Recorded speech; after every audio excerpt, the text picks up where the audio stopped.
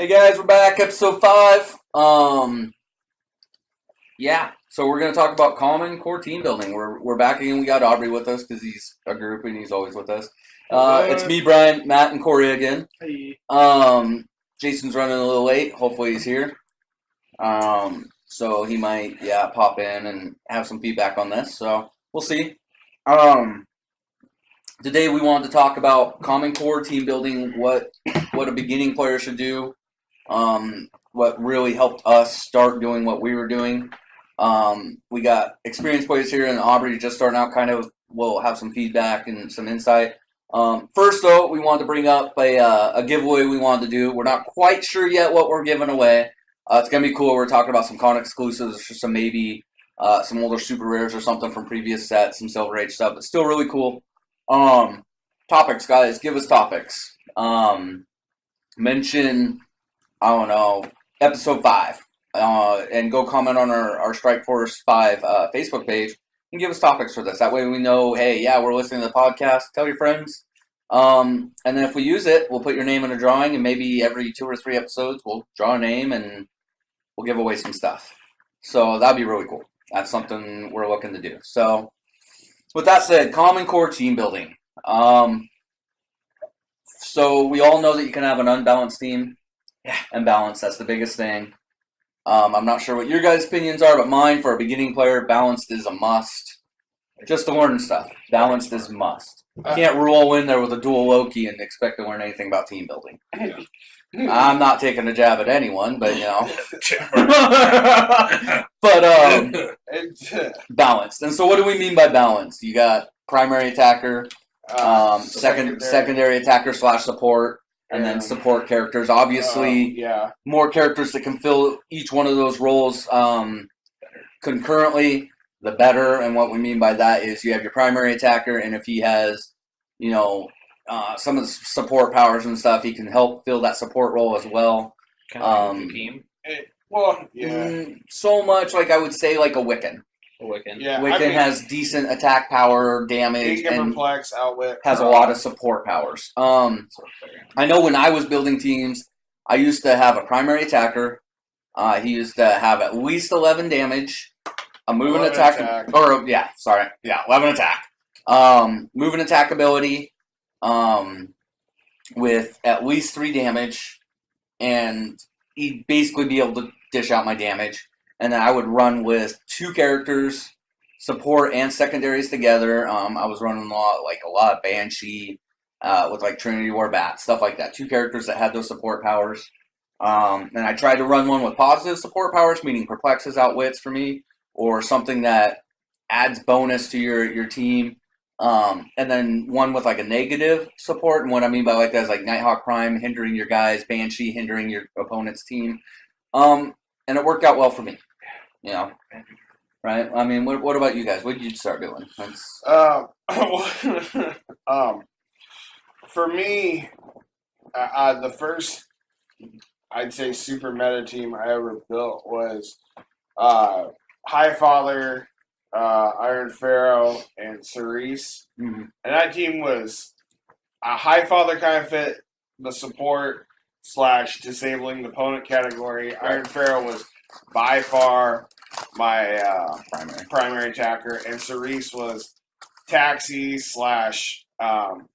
enhancement buffer / secondary attacker. And I had some prob, I had some outwit, I had a little bit of everything, and that's why that team worked out. Right. Again, a lot of two secondary attackers that fill support roles with your primary. Right, yeah. I mean, I think I only ever had one match where Highfather ever attacked anybody. Right. For me, beginning, when I started playing, it was easier to kind of have a tent pole and build little stuff around it. Yep. So I got more functional with the game itself. Usually the tent poles have longer dials, yep. Higher values. It made it so it's still fun, but yet you could still be kind of competitive. You weren't just getting your ass handed to you in a casual tournament. Right. And then the more I started to play was for example, Orange Power Battery with Banshee and like Engineer, Nighthawk Prime, crap like that. Right. Whereas like, I mean, Imbalanced is based on what format you're in too, because like in Limited, like Balanced is far different than in just straight Modern, where you can have a resource or possessors. Right. That's that's a whole lot more, you know. Yeah, because I mean, you could have a 2-man team in Modern and be balanced. Right. Like, you know what I mean? That's true. So That's true. So I guess we should iterate, you know, what really balanced is. I mean, I guess to me, like for example, like with my Iron Pharaoh team, if I lost Iron Pharaoh on the team, it would suck. But I could still maintain my team with Cerise and Highfather. Right. And be an uphill battle. If I lost Highfather, I could still potentially win the match. And that's the important part, that losing one piece does not totally just gut your team. That's the important part. Right. Especially for a beginning player, just because an experienced player, if you have one piece, if you lose it and it guts your team, guess what? Well, and that's like even like Corey's Quinjet team. Like Corey lost the Quinjet and still won the match. Yeah. Like, yeah. So there's something to be said about that. Right. Crazy about it. Which, if I was a beginning player, do not run the Quinjet. That is not what we're endorsing. Don't do it. Yeah, even as an experienced player, I highly suggest not doing it. Yeah, it's. I mean, or bring tissue. Right. And aspirin. Right. Lots and lots of aspirin. What about you guys? I did it completely wrong when I first started. I just looked at whatever was disgusting, annoying, and super meta, and I always tried to slap them together. The most bang for your buck for like 300 points that I could get. I'd look for one guy that was like 250 points or super high attack values, and then I'd rely on this one guy, and I never really looked for balance or anything, which that ends up being probably one of the smarter ways that you could do it. And then a little bit into it, I got hooked on the AOU War Machine, the uncommon, I believe. Yeah. For 200 points, and then I started doing a little bit more into the, putting a star, the Star Lab Technician on it, giving it Alexis, doing a little bit of prod and stuff, and then I learned that building those teams that had the balance, like you said, was a lot better, because as soon as War Machine died, which was a lot of times really quick, right, it was just that team was done. Right. But that one did have prov, and it had proper pickup powers and stuff like that. Right. And then I got up to what I'm doing now, where it's just you're looking for that, like you said, that one really good attacker, your primary attacker. Then you're investing in the supports, and then trying to fill as many spots as possible. And then, of course, every team's better with Clarion. And I'm going to reiterate something. Yeah, we'll get into Clarion, but so what we mean is fill your points. So that's not to be mistaken with just slap stuff on your team. Yeah. It should have a purpose. That's where I went wrong. Yeah, sometimes you don't want to run short, but there's always something you can find that's going to help your team for a certain amount of points. Just don't start filling it in. That's useless stuff that you're going to feed points to your character, and you're just not really going to have any heart behind it, and you'll lose those points, and that could lose you the game. So just don't fill. I don't like calling it filler. Everything should have a purpose. If you don't know what that purpose is, leave it off. Once you play your team, you'll be like, man, I really wish I had this. Now you can start adding in points, So, with that said, what do you think, Corey? Well, the biggest thing I look for is synergy in a team. Right. Make sure the pieces that you have work together. And that's the biggest thing in building a balanced team too, because they have to feed off of each other to make each piece in that team stronger. Right. Yeah, that's pretty much it. Right. Anytime you look at that, that's what you have to look at. You have to look at if everything kind of has a function on your team. Right. If it doesn't have a function, it doesn't need to be there. Right. It's basically its function at that point becomes feeding points to your opponent. You don't want to do that. Right. I will say this. Have prob. Do not learn that lesson the hard way, guys. Have probability control. Do it. We don't want to go too much into theme versus no theme right now, and probability control is using that just because our next episode is going to be about theme versus no theme. But for now, and this is where I bring up Clarion. So I highly suggest get used to building theme teams when you first start, just because it's harder to do, in my opinion.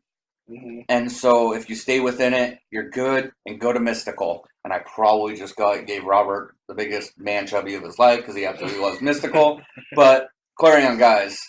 So the reason we say Clarion is you get a prob, you get a perplex, you get 2 secondary attackers, Mm-hmm. and I can't tell you how many times that Tickle has messed up a KC piece. Killed something. It almost killed one of my Nicks on this last tournament Saturday. It messed a Nick up hard. Hit him for 5. So it's a free, use, and if you want to start building a team, and you can't really go wrong using 2 Clarions. At least one. It's Mystical. I mean, that's what I highly suggest doing. He's purely support with some secondary attacker. Use him, build around him, get used to it, and then start making other teams. He's solid. Really good starter piece. Right. Now I just want to go into team building what I would build, because now I'm going to slap a Wiccan and a Jakeem Thunder on it and call it a day. But we're not really going into that. Other pieces that Wiccan. Well, let's just bring up Wiccan, not for that meaning. Again, mystical keyword, easy to build around. Decent secondary attacker. Doesn't have any moving attack, but it's a decent taxi.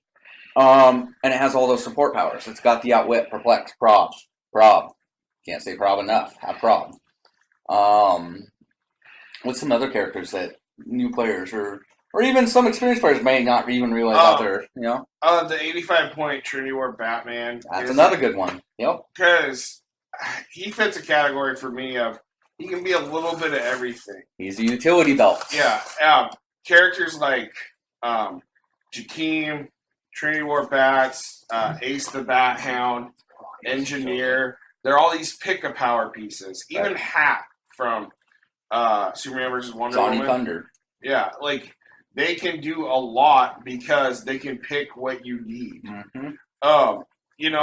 And I'm a avid fan of that. Like Right. It is one of my favorite aspects of pieces. Well, with the new player as well, they may not play that team to its highest potential at first, Right. but you will learn your powers. Yeah. And that is one of the biggest things that you can do is learn your powers. Learn the synergy between powers, Let's see. Because those can get crazy Yeah. really quick. Right? Yeah.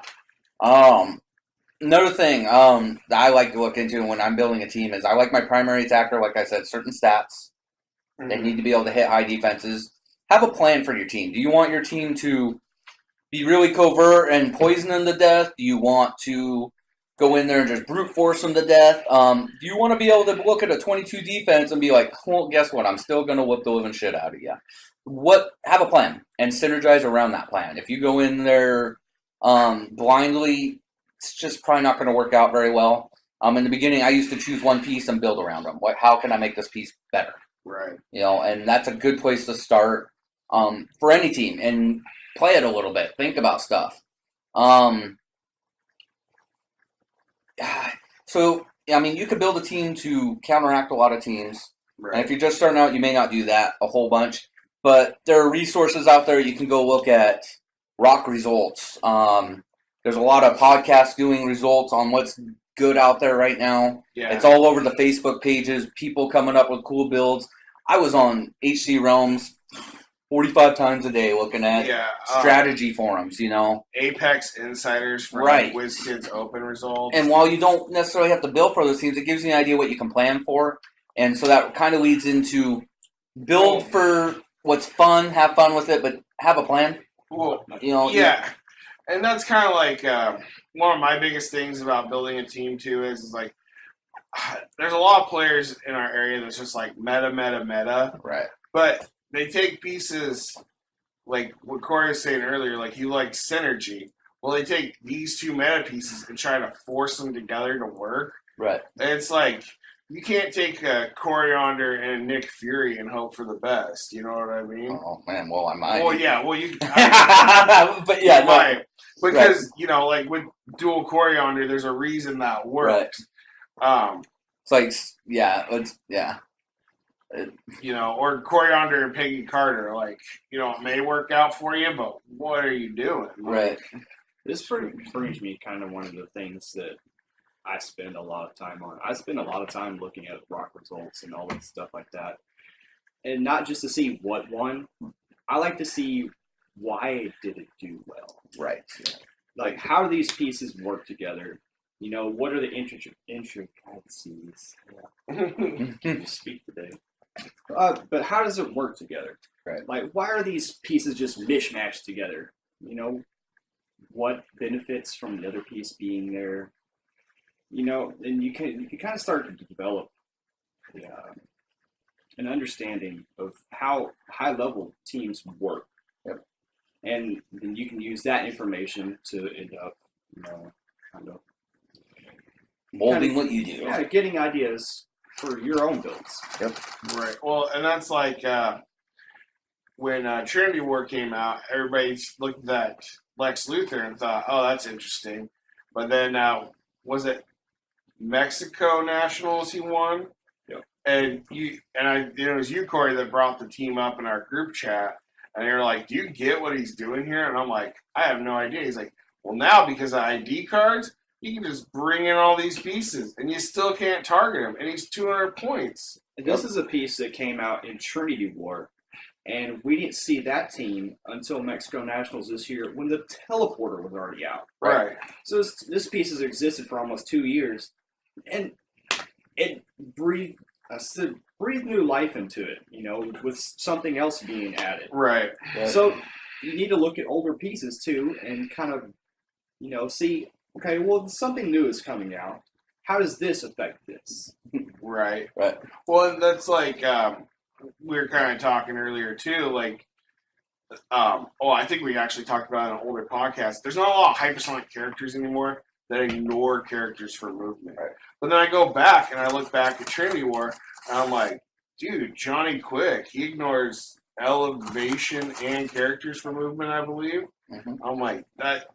Oh, you have a box and combat reflexes and plasticity. Well, at least now I don't have to worry about your plasticity. Right. You know. So oldies are goodies. Yeah. You know, constantly go back to old pieces. There's a reason why they were good then. Probably still going to be good now. Don't forget about those teams when you're trying to build your teams. Right. Ton of hidden potential. If you had, if you had a lot of fun running a team, more than likely you will have fun with it, breathing new life into it.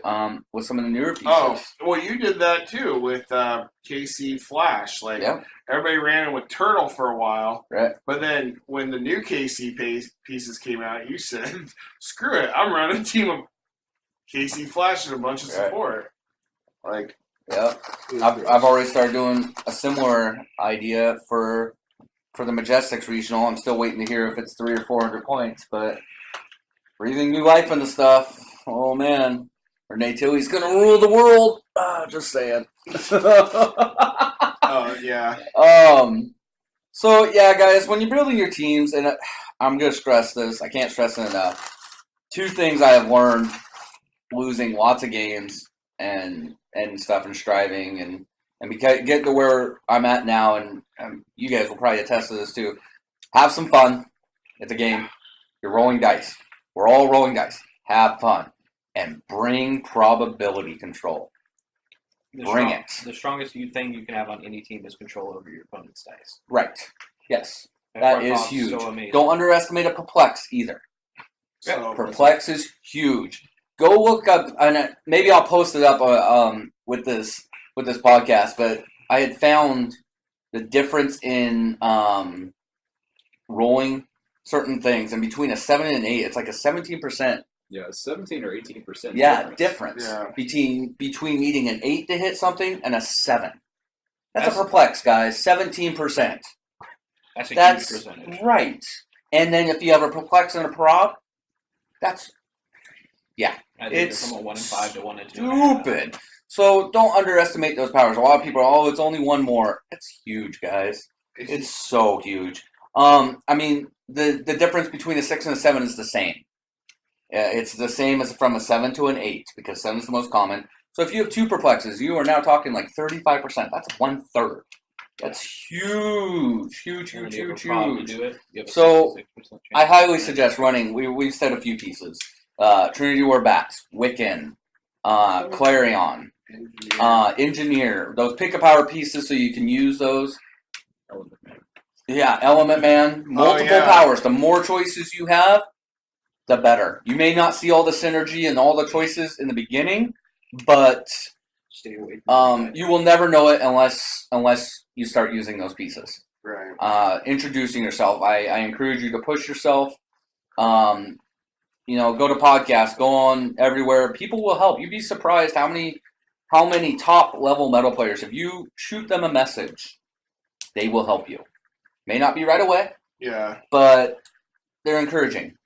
This is a much different community than anything else. Yes. In the other game. So Yeah. don't treat it like it's like Right. a Magic community or Yeah. any other card game. I mean, I've had Aaron Cantu help me on builds before. It's just like when I got my butt handed to me down in Milwaukee by Patrick. It's the first time I ever played him, and he called me out on a bluff. He went in there, he woke me. We sat there and talked. We talked about the match. Probably learned more about my strategy and stuff. And that one little chat. They have a lot of insight. They've been playing a lot longer. You take it, you use it. Right. And I encourage people to stay, talk with them. If you maybe saw something your opponent could do, tell them, guys. It's just what we do as HeroClix Right. players, and it will help you with your team building. Well, It's extremely. It And also that's, makes you a better player. and that's kind of what we talked about, like with the WKO episode. Like that one guy I played, he was going to attack my Solaris. He only had 2 damage. I'm like, Mhm. dude, with the team I got, you get -1 to attack and damage. Even if you hit, you've done nothing. Like, don't do that. That'd be Correct. bad. Like, Right. Yeah, I mean, it's a little off track from team building, but how you treat your opponents in games is how you're going to get treated. I have been a real dick to certain people, but only after being treated like a dick in games. Right. I'm usually pretty nice, and I'll tell people, hey, if this is a casual game, it's going to stay casual. right. And then it really ties into team building just after that, because you need feedback to improve on your team building. And so if you're just a dick to people, Right. you're not going to get feedback, Yeah. and your teams aren't going to get better. No. If you call in Nick 5 times in a row, Well, that's because you use witchcraft. You can armory. still call in Nick 5 times, be sportsman, and get feedback. Oh, I was. That guy was not very happy, though. Well, Well, that's because you use witchcraft. right. You're I would, nice. if I had, sanded down dice or something, I still don't know how you rolled that, but It was pretty amazing. so I mean, yeah. So for your Common Core team building, have a plan. Really choose like one character you really kind of want to build around. It may not be a meta team in the beginning, guys, but it will meld and evolve into that Right. eventually. I was always building Iron Man teams. What can I do with Iron Man? And then it kind of clicked when I made that, when we did our league, and it was a 600-point league, and I just slapped Iron Man, Iron Patriot with 2 Tony Starks and a Rescue. They synergized the living hell out of each other. Rescue was the key Right. part. And defending on, and Yeah. that was huge. That was a turning point for me. Otherwise, you would have been trying to hit 19 defenses. And, Right. It's just like Corey said, it's synergy. A lot of pieces aren't broken anymore. People are going to say they're broken, and then you ask them, why are they broken? Well, if you mix it with this piece and that piece, it's broken. Well, the piece isn't broken, that synergy's broken. HeroClix is breaking synergy. Right. You do that, and who else said that? We heard that from one other person before we even met Corey. Can't remember. It wasn't Patrick. Maybe it was Patrick on like one of his write-ups or something. And It was one of those top meta players. It's break, and they worded it something like it that. could have been Kevin. Could have been Kevin. Maybe it was sounds Kevin. Like something Kevin would say. If one of you listeners know, it was something like HeroClix is all about breaking that synergy. Right. And because I'm not going to take those words, they're definitely not my idea, No. but it's true. The worse you can break that synergy, the better you're going to do. How bad can we disrupt the other person's team? Yep. That sounds like Kevin. How bad? Yeah, that definitely sounds like a Kevin or Fruits thing now that I It think about it. sounds like a frizzyism. Right? A Fruzism. So, yeah, it's... Kevin or Fruz wants to distract. I mean, what else about... Yeah, right? Yeah. for team building without getting too far away from that topic. We talked about having certain plans set up for your team, try and fill those roles of support, attackers, and Don't just fill it with characters. right. And I encourage new players to stay within those roles. You're going to see unbalanced teams, and that is a different game right there because obviously you can win with unbalanced teams. We've seen it done. Dark Phoenix Numerous- Cyclops. Numerous times it's been done. Dark Phoenix It's Cyclops. it's the reason I feel like, in my opinion, and you guys can correct me if I'm wrong, Training War Series. but You mean yellow? the knowledge of having to run a balanced team helps you win running an unbalanced team. yeah. You I gotta concur. right. You gotta have that knowledge. Because obviously they can do good. But I would, as a new player, I wouldn't suggest it. No, Um, because you have to really learn your action economy. Action economy is probably the biggest thing that gets overlooked in this game, Right. especially when you're new. Because you're like, okay, well, I have a big piece that does 6 damage, okay, but I'm getting out action 3 to 1.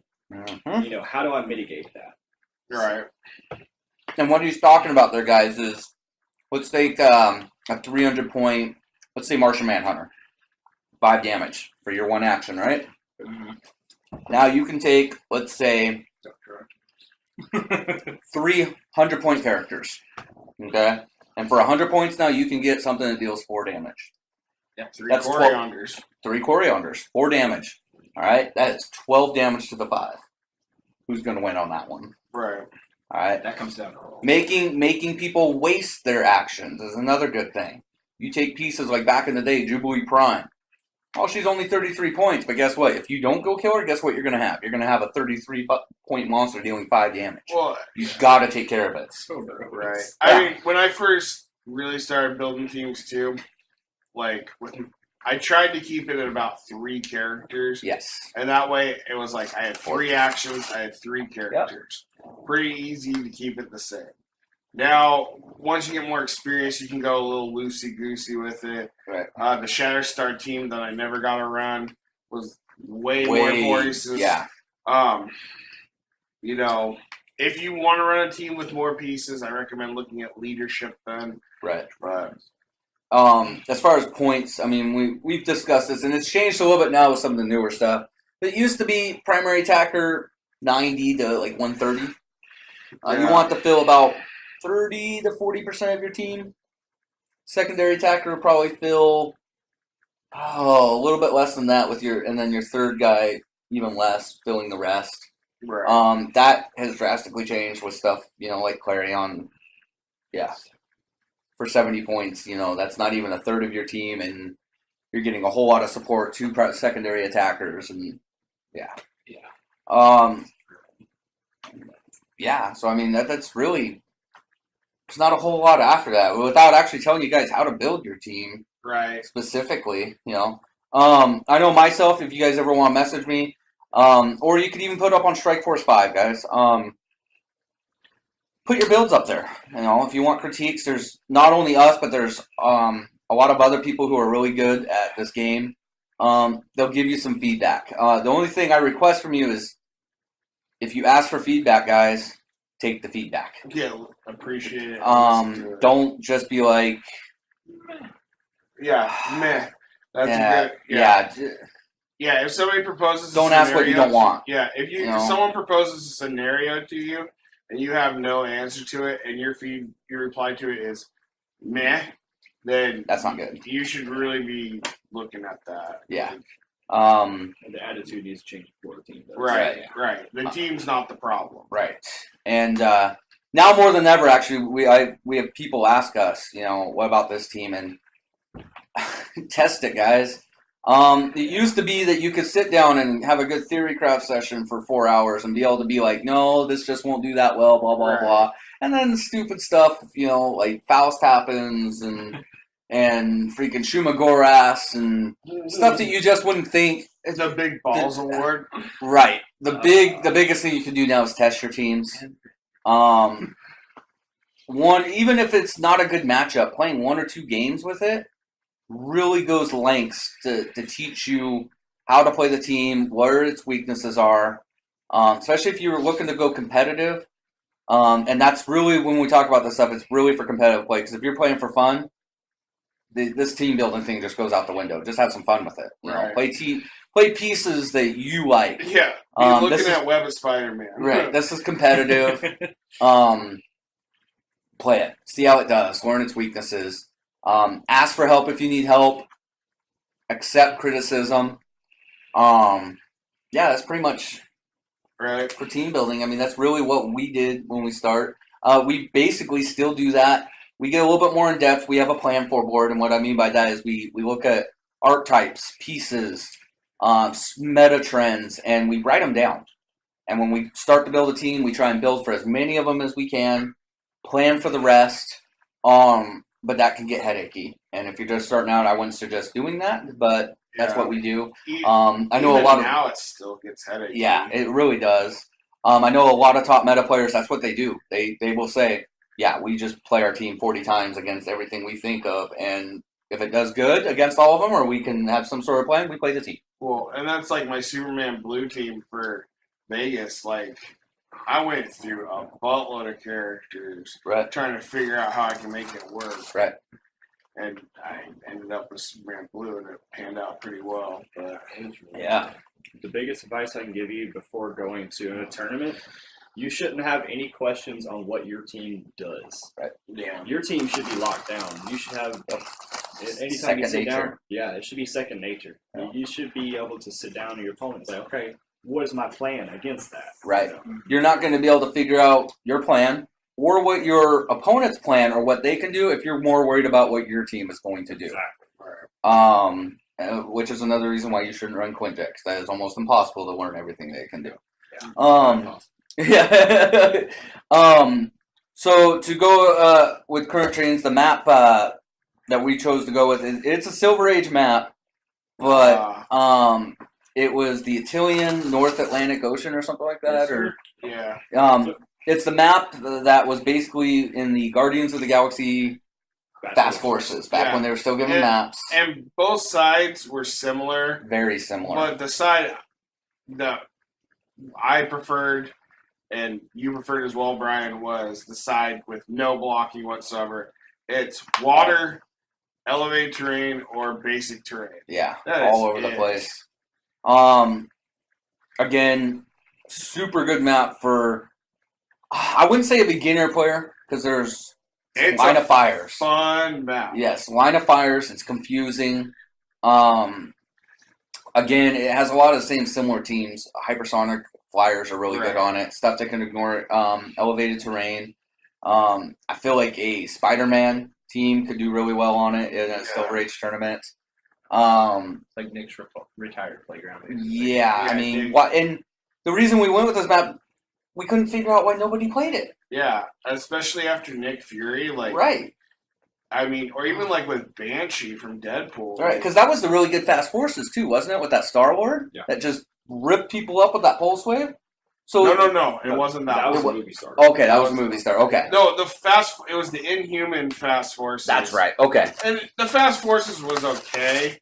that the one that had the walkjaw? That was Yep. good. Yeah, that's right. Yeah, 5-point parallel. yeah. Yeah. So I hate that one. we couldn't figure out why it wasn't played. You played it, and then I borrowed it because it is. It's awesome for Nick. Yeah, it worked. Yeah, for the team you were running for some tournament, I'm like, dude, like my team doesn't even utilize this map. Mhm. No, it's one of my favorite maps. I wish you had seen more play. I like it because it's not just like the amazing or not amazing Spider-Man, but the Superior Foes one, like the Friendly Neighborhood map. It's like here's elevated, here's regular, here's More elevated, basic. here's regular. This is like here's some weird ass staggered elevated here, and here's some weird ass staggered elevated here. Right. It's like it reminds me of a labyrinth looking down on it. Yeah, almost. it's kind of cool. There's so many routes and ways to get to opponents. Like it makes you really, especially if you're going against teams that don't ignore terrain for movement. It's Right. like that. Those are the best matches with Oh it, man, that would have been so good with fantasy. right? Thanos time. Oh, Yeah. man. See, yeah, Yeah, it was a solid map. such a good map. Yeah, and I never understood why it didn't see more play. Right. Because there's no special rules on it, Nope. and it's really there was some hindering. No hindering. Was there no hindering on it? No. There was All only right, so 3. just the elevated water and basic. Yep. So, yeah, guys. I mean, compared to Spider or Friendly Neighborhood, same teams are going to utilize it. Probably a more expert player just because there's so different lines of fire. It's not Right. as cut and dry. Right. If you're running like one of the old Cosmic Spider-Man, it'd be good for that too. Right. And that kind of segues into one little thing I wanted to bring up before we finish up with this episode is that on your team building, if you're afraid of a map, I highly suggest you go play on it. Yeah. Play the living hell out of it. Play it. Don't avoid that. Somebody could always beat you on theme and initiative and get their map and take you there. I would much rather be knowledgeable moving my pieces around on a map I don't think I can win on than not knowing the map at all. Yeah. So I hated WizKid's Office playing my Quinjet team, and that's all I played on was WizKid's Right. Office. that's what I did with my dual Nicks Yeah. as well. It's the only map I ever played on because it was the one that Yeah, scared me. and And it showed when I played. And before that, it was ranks for days. Yep. And I don't know how many times I played Nick on rank. Man, I play a lot of Nick when I didn't even like him getting. Well, you also didn't like Clarion. We don't go into that. I Those still were the don't. Dark Ages. I still don't want to like Clarion. Because he's so good or because he's so sexy? Or I- both? I don't know. I still don't want to like him, and it's so hard not to like him. It's okay. There's one piece that I don't like. It's kind of an unpopular opinion in here. So. What would that piece be? Jakeem Thunder. How do you not like Jakeem Thunder? Yeah. Because he sucks.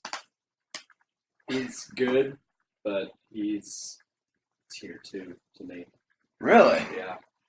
Yeah, right. I next honestly to Quinjet and Oh, Jack man. Frost. Interesting. Yeah, that is interesting. I would agree with you in limited age, Mm-hmm. just because I have seen what I can do in limited age versus him. In modern age, man, Modern constructed. That guy hasn't even- Nasty man. come close to dying. Oh, and that's, I will stand there in the fray and take damage, and he just keeps on coming. Of course, Nick always. That's my biggest fear right now is Nick. well, really, you need 2 Nicks. Like, Yeah. Dual Nick is my fear, and Yeah. it seems to be I'm the only one running it anymore. Everybody, after Dual Loki, I don't think I can do it again. right? And yeah, ooh, Yeah, Joe Loki kind of. Dual Loki just pisses me off. I think Jakeem is good against certain things like that. Like Dual Loki, it would shred it to Right. pieces. Well, Like- even Can't Die Tech, it's gonna do Yeah, it's really good well. against every single can't die tech, including Duke, Right, because you can choose Force Blast and Flurry. right, Yeah. So blast him in the wall and hit him. right. Right. I don't see him holding up against a Quinjet. I just don't see it. We might have to record that match. How many lightning bolts does he have? 2. Okay. Some Pensai energy explosion and say goodbye to drones. Yep. But that means you have no running. No, That's true. That's not true. But I run them with the TK. Yet again, though, and I also run. I don't know if it's as controversial as this one is. Fucking the Street Shark. Oh, I will say this.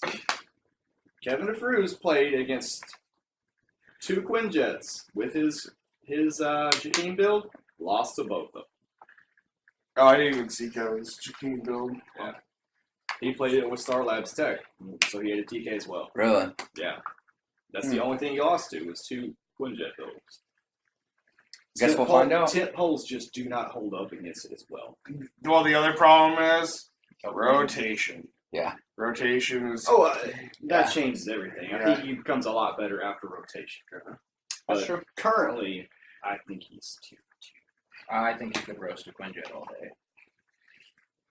Yeah, not all. It's always the what ifs. I mean, and then are we talking about full fledged Quinjet, or are we talking 70 or The 70? new popular half jet. He Half lost jet. to 1 and 1. Oh, He lost to Really? a full jet and he lost to What a else jet. was on his team? 'Cause that's one of the things I like about Jakeem is you get 10 pole power No. at a non-10 pole price. Right. But he also wasn't running it. So he No, he wasn't running it. See, I don't run him with So- an Eclipso either, though. That's so much free defense powers that you get on that. 25 points. I would My think favorite that's thing to better. slap on him is a Wrath. It's hard to hit a 20 defense. Oh, yeah, Because now you're getting in the tent pole points. You're talking your 169 140, 165, 170 points for him now. 169 points. There's Zombie Scroll was 170 points. This is 1 point less. And Zombie yet Scroll again, was- though. a lot different game now versus Yeah. then. Right. The jet was not really a thing with the freaking. And Zombie Super Scroll had the food token. There's other Yeah. reasons why he caught, and he ignored characters for movement. And you can choose offensive and defensive powers at the same time. Right. Hmm. Yeah. I mean, there was. Yeah, there's and we've gotten into that a little bit, pros and cons versus the both. Where Super Scroll, you weren't limited on the powers you could choose except by slot, whereas you could get the really nasty combos Right. with a Jakeem. Because really, I mean, you could choose a Flurry, Battle Fury, and get charged from the box, and go in and rip some shit up.